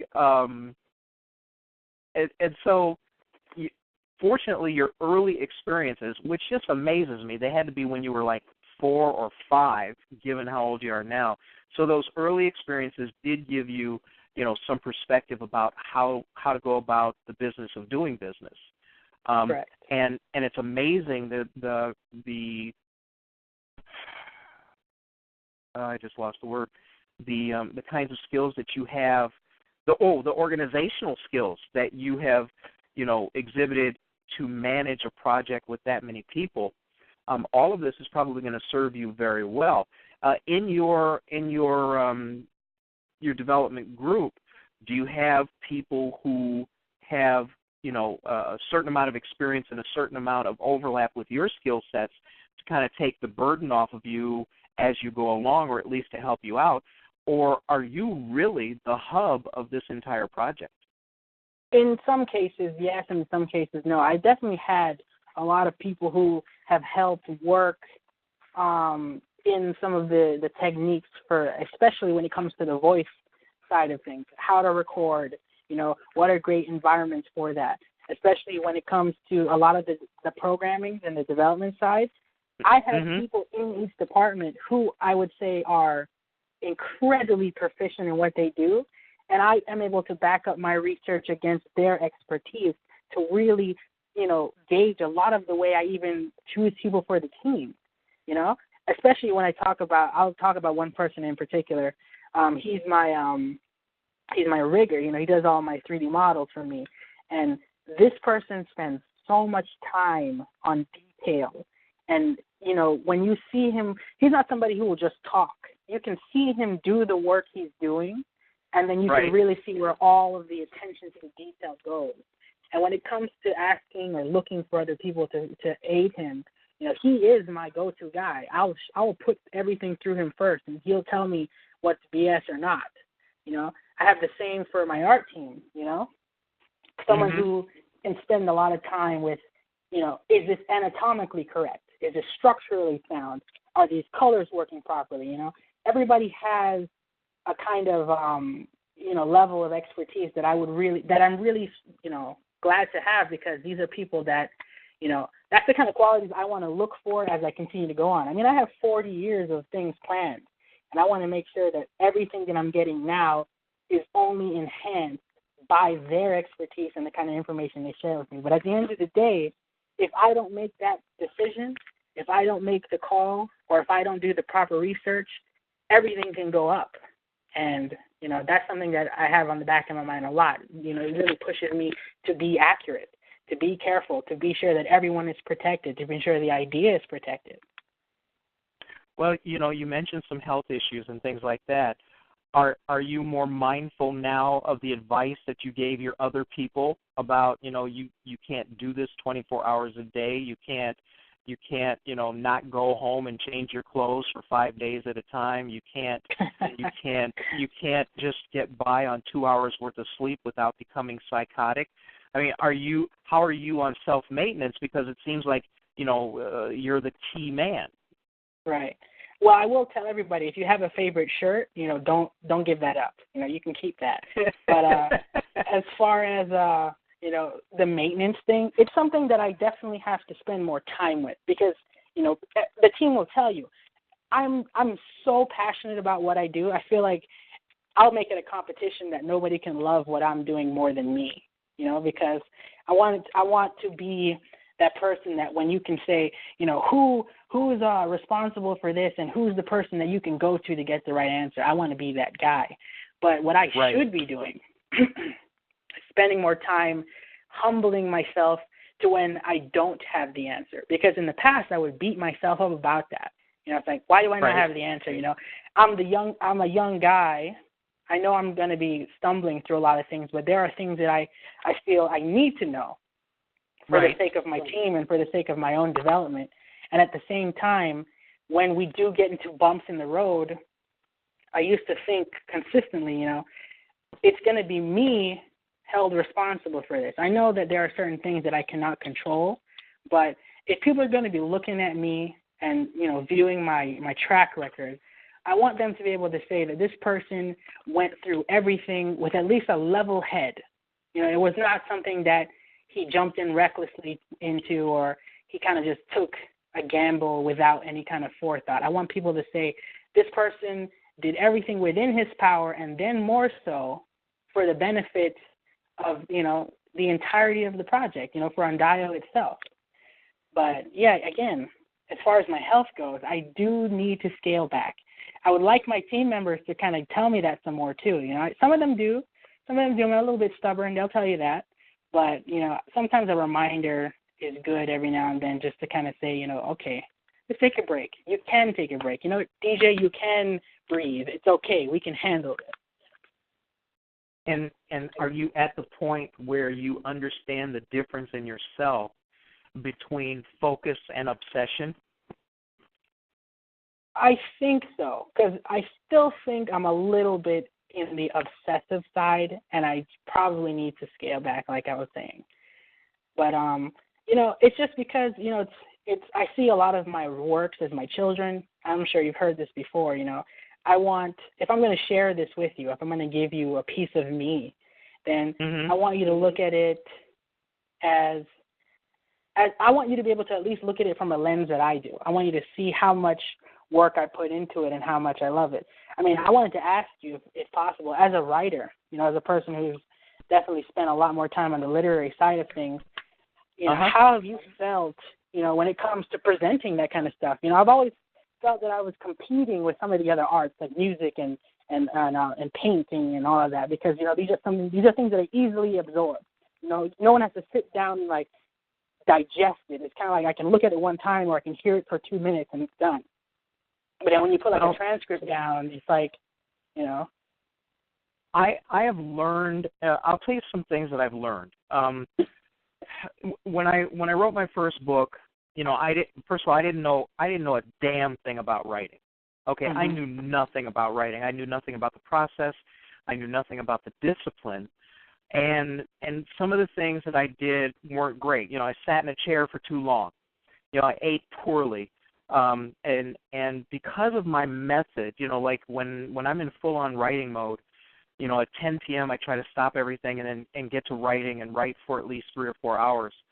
In the last week, I started writing a book and I was doing a chapter a day, which is that's like psychotic. And even I know that that's not well adjusted. But, it's coming to me that fast, so sometimes it's hard for me to pay attention to the things that I know are best for me compared to the things that are feeding me in terms of my creativity. So, yeah, you're right. Getting perspective is pretty important. But, the other thing is I came to writing older. I started writing, in 2001. 2001 was the first time I started writing a book. And in 2001, I was, I can't do the math, but that, I think I was 40 something. 40. No, I wasn't 40. I don't know. I can't do the math right now. But it wasn't like I was 20. I mean, had I started writing when I was 20, I'd have been an idiot because, at 20, first of all, you think you're indestructible, and at 20, you go, well, shit, I can sleep in September, that sort of thing. And so that's a different perspective. At my age now, I should get enough rest. I should eat right. I should, take whatever pills I'm supposed to take and stuff like that. Mm-hmm. But when I get obsessive about a project, you're right. Sometimes you forget about that other stuff in the service of getting the cool thing, the cool creative thing done. So yeah, it's and being a writer, it's singular. There's not 39 other people who can say, "Man, you're acting a fool. You ain't gonna last." Mm-hmm. Right. So it's me sitting in my little, I forget where I heard that, lonely writer's garret. No, it's me sitting in my office here, writing away. So I believe you're right when you talk about creatives often have trouble maintaining balance. Mm-hmm. And creativity is such a strange animal anyway, because it's not born of the normal. Okay, creative people are not normal people because there's some spark in them that I truly believe is extraordinary. And when you're talking about extraordinary, then you're talking about, like you say, extraordinary. It's not ordinary, it's other. So, keeping track of what's necessary in terms of, good self-maintenance especially in order to run a project. I mean, when you talk about running a project, that's a huge thing. And mm-hmm. in some projects, there's such a thing as key man insurance. So like that one guy who has whatever skill set or whatever knowledge or whatever patent or whatever that is necessary for that project to get done, that key man has to look after himself, and if he's not looking after him or herself, let's say him or herself, I apologize, mm-hmm. Somebody from the outside hopefully will be there to tap them on the shoulder and going, here's where we think you're screwing up, and if you will sit calmly and listen, then we will have fulfilled our obligation to you as not only your partners but as your friend. So, obviously making sure that you can complete your task is huge. It's like, oh man, look at this thing I invented. It's the coolest thing in the world. Well, what is it? Well, it's a self-propelled bomb that only needs one person to make it go where it is. Well, didn't they do that in World War II, and that was like called kamikaze stuff? Yeah, kind of like that, only with one guy. Well, right. Not a lot of those guys made it back. It was a great idea, but it wasn't, So, when I look at creativity, when I find people that I respect who are creatives, I do ask them about their process because it's fascinating to me. It's fascinating that somebody can sit down and do something that has never been done before. And I don't mean like, nobody's ever done a book before, but write a story that's never been done before. Create a comic book with compelling characters that have never been seen before. Create a game that instead of being, your prototypical American culture game where it's everything's for me and screw everybody else, right. And instead of having a paradigm where four people have to cooperate for them all to win. So to sit down and see that manner of creativity, I mean, that is so cool. And that is so huge because it doesn't exist everywhere. And damned if, the powers that be in this country are doing as much as possible to dumb down the people around us so that kind of creativity is becoming more and more scarce. So, creativity is a big thing because, that's what drives culture. That's what makes newness. That's what that excites people who may not be excited about what happens with them every day. Right. So here you are, you're 2 years out from getting this game done. But having a game that's cooperative, that's not a matter, not like one of the shoot 'em ups, I forget which one it is, where, you play as a team. Well, hell, I used to play the war variant of Half-Life, Counter-Strike. And way back when, every Tuesday night, there would be a bunch of us Americans who would fight a bunch of Canadians, and so, yeah, that was a cooperative game, and, you always wanted to score better than the Canadians, but it wasn't a goal-oriented game like yours where destruction isn't really part of the paradigm. So that's pretty cool, too, because what it's doing is I believe it's presenting a more humanistic paradigm for gaming than we've seen in quite a while. I mean, not that there's anything wrong with Angry Birds or Flappy Bird. Actually, Flappy Bird was a copy of something else. Right. But, this is a cool thing. And a young brother like you putting this together at your undisclosed age is also something that people should pay attention to. Because, let me ask you this. Where did you go to school? I went to school at Morehouse College. Okay. So when people talk about, we all talk about a Morehouse man, and because well, shit. The coolest Morehouse man I ever saw was on what was that? Family Feud with Steve Harvey, right. where the one Morehouse brother got all the top answers in his first, and so your school has a reputation for excellence. And to see you come out of that school and put a project like this together fully justifies the reputation that the school has, which is something else people should think about. You have kids, you want them to excel, and they're guys. Morehouse is not a bad place for them to go. It's a damn good place for them to go. So this interview, which we still have about 20 minutes to go, serves so many purposes in exposing your talent, your full court press, and also it reflects well on the education you had to get you to this point, to be able to put together a project like this with the forethought you had, and paying attention to the to what you brought to the table in terms of organizing it. So, I'm looking here, and I'm speaking way too long, but this is something that people should pay attention to. This is why having people like you on is important, because there's a whole lot of people out there who may have an idea, may have a good idea, but may not know the first thing about what they should do to try to bring that idea to fruition. So, of course, I thank you for being here, but it's just fascinating how you have really laid your groundwork in order to get this project not only off the ground, but proceeding as well as it is. Okay, so you said you have a year and a half to go. How far back are we talking when you started getting other people on board? This was back in 2010 is when I really started building everything. Official development didn't start till 2013. Yeah, so we're talking, the idea, blossoms in 2010. That's 5 years ago. And then just a matter of a handful of years ago, you actually start getting people together to put this together.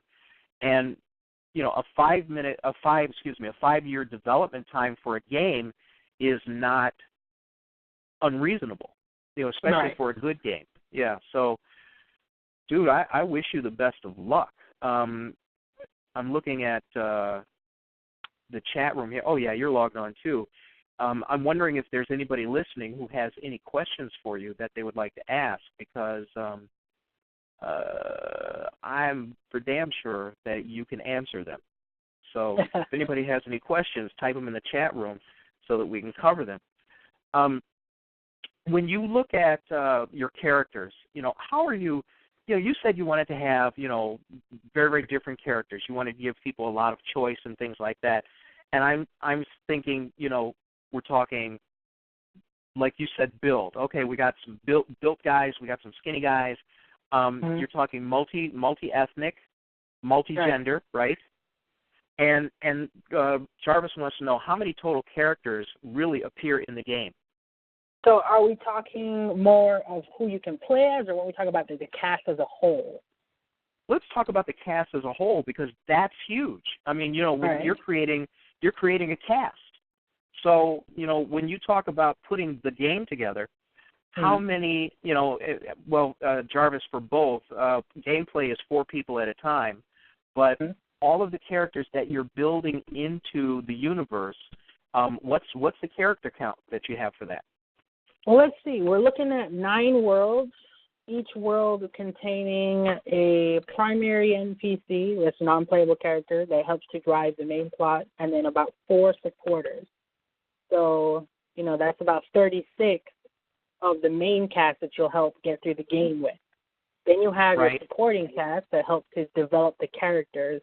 So you have, our 4 main characters for young folks. So they have parents. They're, so that's about, another 8 characters on top of them, plus their supporting group that kind of helps define their characters. You have a team of 7 with 1, you got a team of 2 with the other. So we're looking at about almost 60 characters in total. Damn. And each one of them has to be created. They have to be skeleton. They have to be fleshed out. They have to be colored. They have to be animated. That's quite a crew.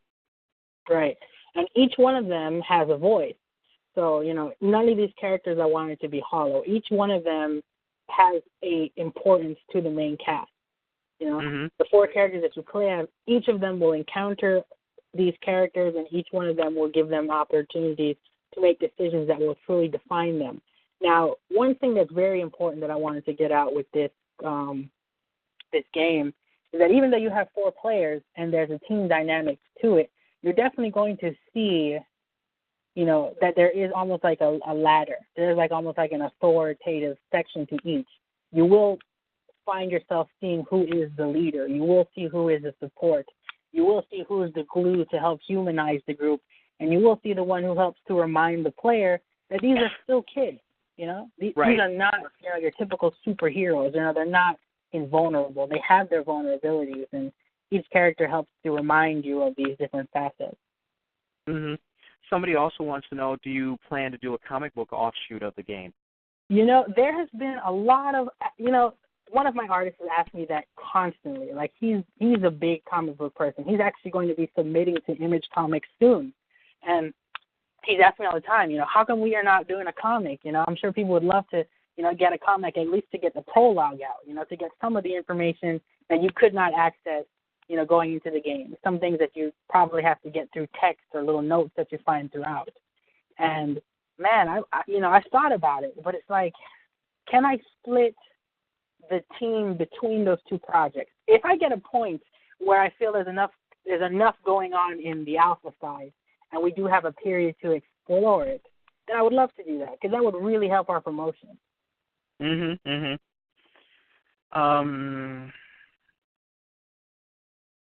Yeah, and anybody else who has any questions.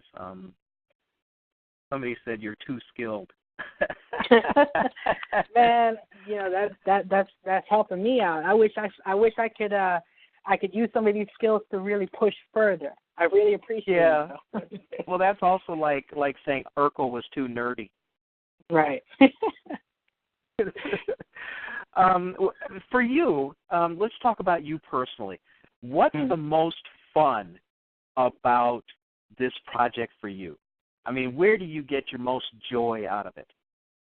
Well, I really love it when people on the team say, oh, man, I never done this before. I never attempted this particular piece before, or I really like this character, and I like working with them. I know one of my voice actresses, who also is working on the website and the logo, literally told me that just for the hell of it, she would read the script over and over again. I think she has, one of the best handle on the characters. I wouldn't say more than me, but she's damn close. she really digged in and put her nails into them and really, got a sense of her character and how they respond to the others. Sure. I think another thing is, I don't really give this off to my team all the time, but I really do enjoy our meetings because it gives me an opportunity to see where everyone is. There's a lot going on. As much as I see that this is a huge undertaking, there are a lot of us who, are on here who, have a lot of self-doubt sometimes and are worried about just how much they're contributing. And when we're in the meetings together, a lot of that goes away. A lot of them really open up and kind of share a lot about what they're going on with and their concerns and interests in the project that really help. And that's good for me. That's almost like a soul repair for me. And so on the other side of that coin, where do you find the parts that are the hardest and the parts that you really like the least? Really talking about the promotion, because to really promote, I think it takes a certain type of character, and not everybody can be, an outgoing, talkative person. I don't think I can put, everybody on the team out there to say, go ahead, wave the flag for ATAXIA and really sell the game. A lot of them may freeze up, and it's trying to get past that, which is difficult, because I would like everyone in my team to really feel that their opinions matter and that their contributions are valued, because, every voice, together will speak the loudest for the project, It can't fall on just one person. And that's some of the things that I feel I'm really pulling teeth for, because, there's a whole psychological aspect that, you have to get behind, because you learn a lot about your team through working with them. You learn a lot about their little personal quirks and, how they, having to gear around how they work and how things work and what has to go. And, that can be difficult, that can be real difficult, especially for me, because I'm still learning a lot about me, and I have to now consider, all these different personalities as one. And so, all in all, you sound like you're balancing the project better, on a personal level. Let me ask you this, and I'm really being crappy to you to ask this, but let's say 5 years down the road, the game's been out for a couple years, it's fairly successful and things like that. Would you, as you sit there, would you consider, somebody offered you a basket full of money for your intellectual property? Have you given some thought to, would you be able to let something like that go, or would you want to, keep your hand in, or, have you even given it that thought? Because if you break big, somebody's going to come to you and say, hey, we want to buy your stuff. Right. So I have thought about it, because there's two ways it can go. I thought about it in such a way that I wrote the story that you would have to literally sell an organ to somebody to try to find a way to make a sequel out of it. I wanted to wrap that thing up tight. Right. Because, let's say I do sell it to somebody. I've seen what 365 did to Bungie, and if they really think it's there, they will milk it to death. And I think I would not be able to feel comfortable if something that I worked hard on and created a very clean closer for was extended just for the sake of turning profit. I'd almost want to not have my name associated with it. But then at the same time, if somebody does give me a good enough deal to work with it, I wouldn't be too broken if they decide to push a few sequels, because I have so many games prepared. I mean, I have 40 years set aside of different games. I have a complete end game prepared for what I want to do with Undial LLC. I know how I want my first game to go, and I know how I want my last game to go, and I'm very committed to making those things happen. So if somebody wants to take ATAXIA and they want to do some spin-offs and things like that, they want to, control the IP and put it under a brand and make it into something. Yeah, X and Y, I could feel a certain way about it, but it all depends on how it's being handled. They'd have to really sit down and sell to me how they're doing it. I'm not trying to do another Halo or another Assassin's Creed where everybody just feels burnt out and it starts to become this kind of cookie-cutter thing. ATAXIA is my brainchild. It's one of the first things that I sat down and completed from start to finish. I'm terrible with that. I'll write a bunch of stuff and I'll get like midway and I'm in the middle of it. It's like, you know what? I got an idea for something else and I got to jump right on it so I don't forget it.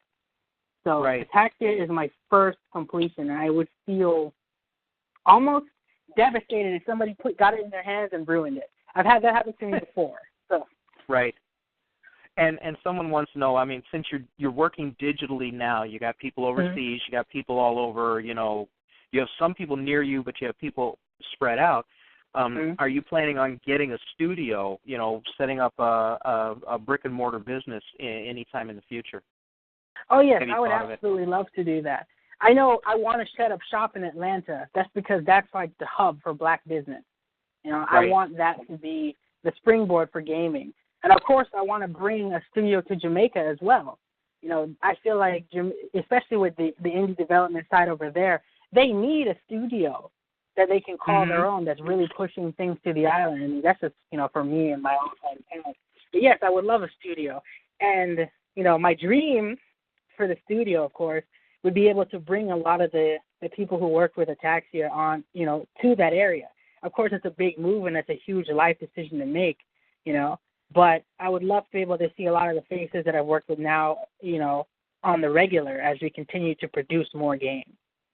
Yeah, you might want to consider doing it the way I'm going to do it. I'm getting a 4-bedroom condo in St. Croix on the U.S. Virgin Islands. Yeah. And then that way people can come down and visit me. And then I don't have to be in another Chicago winter, So, that's my dream. Man, you just reminded me, pollen season's pretty bad in Atlanta. Is it really? That. Oh, my gosh. We're talking like, how there's a rating that goes from like 30 to 100%? They've gone into excess of like 8,000 to 9,000% overage on pollen count. See, that's man, that if you're an allergy sufferer, that doesn't make any sense whatsoever. Oh man, no, not at all. Oh my gosh, but it's bearable. We just got to get some real good circulation going in the room, and keep the studio someplace very, very comfortable and allergy free. I mean, when it came to school, we were still in, like, no offense to Morehouse, but we were probably sitting in the same chair MLK did when he was getting his education. And when you think about the walls and the infrastructure for that pollen seeped in. Man, well, I mean, every place has its drawbacks. You know what I mean? Yeah. Every place has its pros and its cons. They say, well, the Pacific the Pacific Northwest is great because the weather is so moderate, et cetera, et cetera, et cetera. But you don't have as many sunshiny days, and things like that. They say, oh, Colorado is great because weed is legal. Yeah, but Colorado gets kind of cold, You can't be high 24/7. Well, maybe you can. I don't know.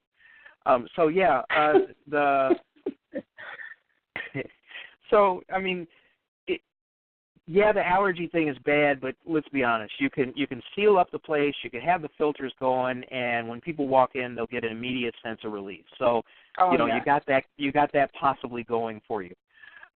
When you put all this together and you have that game out, do you plan on taking a little rest to see how things are, to kind of lay back and watch what happens? Or do you really think that, you're going to be driven enough to just keep pushing forward? Well, I've already told my team this, success or not, I have my own goal prepared, ATAXIA is just the start. I mean, I have so many things on the back burner just waiting for me to sit down and pen them out. When ATAXIA is finished, I want to make sure that it is at least comfortable enough to stand as I work on the next thing. I wouldn't want to take a hiatus between. I see a lot of developers do that. They'll, especially like with Double Fine and Double Helix, they'll make a game and then they'll allow it to sit for years. And even if it's not doing well, you won't hear anything from them for a long time.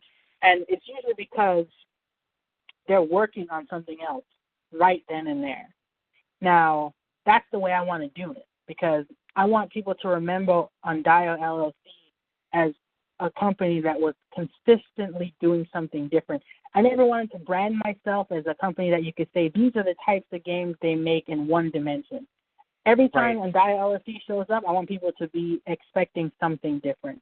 Because I can tell you right now, the look and feel of ATAXIA, that's it.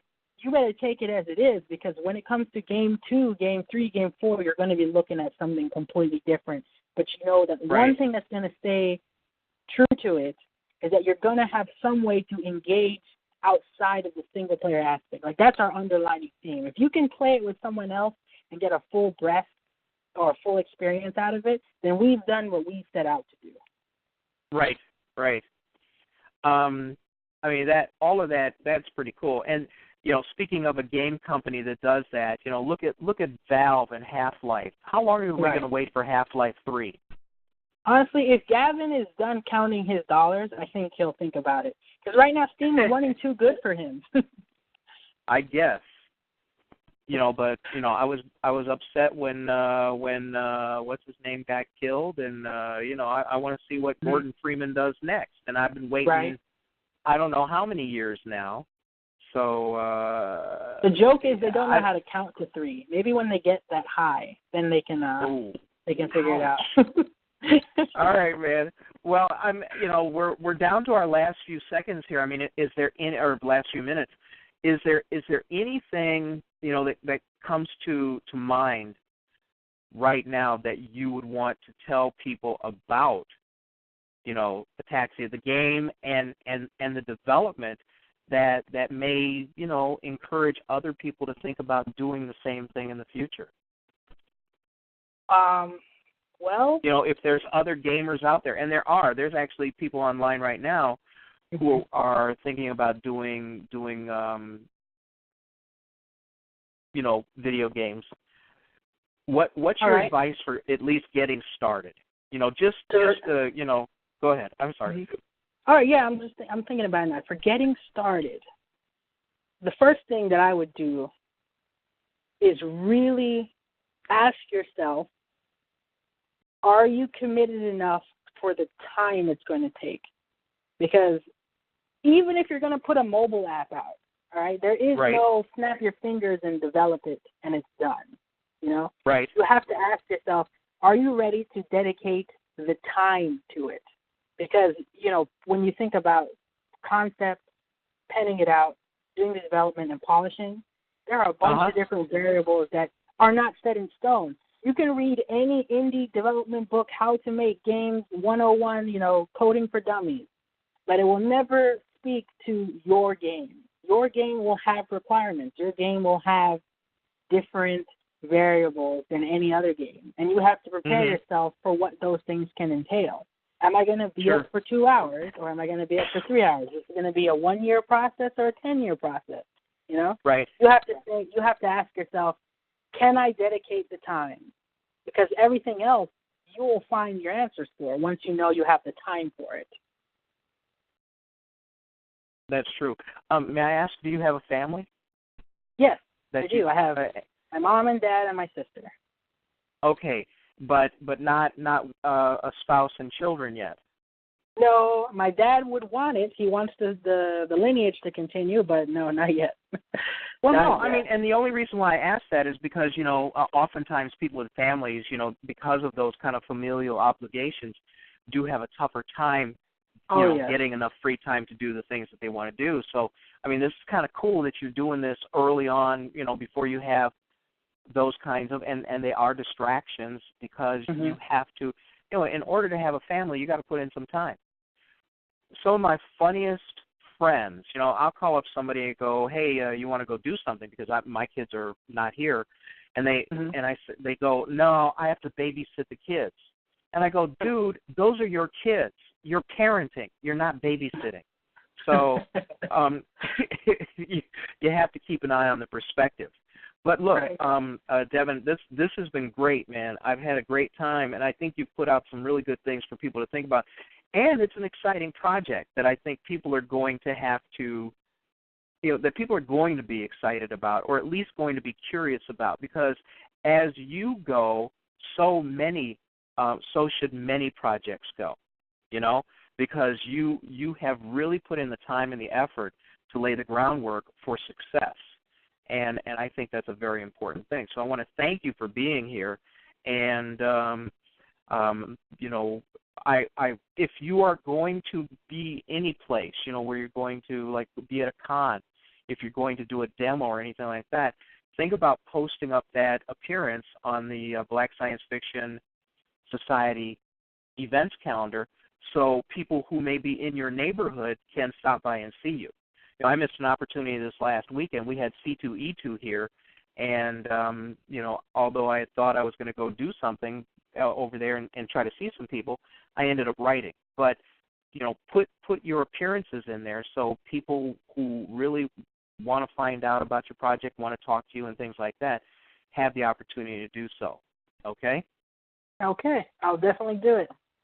And I'm going to say it was a pleasure meeting you. This has been great. We're going to have you back, I'm sure, because we're going to want to get some updates. And but it's time for Jarvis, our peerless leader, to take us out of here if he's awake. Sometimes he goes downstairs to make a sandwich. Sometimes he'll get in the car and drive away and leave me here by myself. But he's actually here this time. Hey, was that fearless or peerless? It was with a P, without fear. Man, you're crazy. But hey, as always, I want to thank everyone involved for supporting the show and coming here and being part of this Black Science Fiction thing. Devon, I want to thank you for taking your time out and coming here. I'm glad that you took Kenyatta's advice and joined us because this is really great. And as always, William makes it entertaining. He's a great interviewer, and I'm lucky to have him on our team. And everybody that's tuned in or shared the links to the show, it's everything you're doing is greatly appreciated. And so whenever you're doing something new or you have some new graphics or something, make sure to to share those on the website so that I can send it out to all 4,000 plus people on the site so they can know about it. And also feel free to drop in on our Facebook accounts and our Twitter accounts and Pinterest and all the other social media that we have at our disposal so we can let other people know about what you're doing.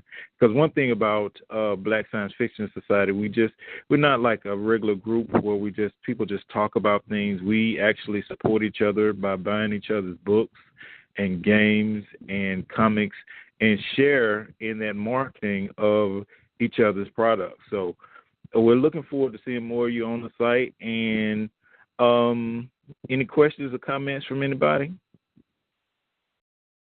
No, I don't see any. Comments, concerns? Nah, I mean we wrung him dry. Oh man, this guy's thorough. I really like hearing from young people that are actually out here doing stuff and not just talking. And he has a track record and plenty of material to back up what he's talking about. I really like that. So keep doing what you're doing, man. Keep that enthusiasm, keep that focus, and continue to make it happen. And talking about being a Morehouse man and stuff like that, he's made me want to go past my 6th grade education and maybe go to college. That'll make you want to go to Morehouse? Yeah, exactly. I had one of my friends that Eric Tate that went to Morehouse. It was a group of us in school growing up. It was about 10 of us. We kind of competed not to see who got the highest grade, but not who got an A, but who got the highest A. And so right. That's the type person that goes to Morehouse and Tennessee State University, of course. But keep doing what you're doing, man. You have a big legacy behind you, and I love the things that your university is putting out. I really do. Really, I'll tell you, one thing that Morehouse will do is, you come in one way and you definitely come out the other. That place is prepared to create, the people who are ready to think, especially in the Black community. That's something that you can definitely give them praise for. Right. You know, you will make your way in that school. You will find your way, and then, of course, you'll pave it as you step out. Right. When you step out, you become not just another graduate, but you become leaders. Right. Cool. Well, I'm about to bounce out and go get something to drink, and I think my wife has something down there, food for me, so I won't pass out. But I'll be back in the chat room in about 10 minutes. Devon, All right. Thanks very much, and we'll see you next time we grab you. Great. Thank you for having me. Hey, thanks All again, right. everybody. It's appreciated. Good night. Good night. Good night. All right, bye-bye.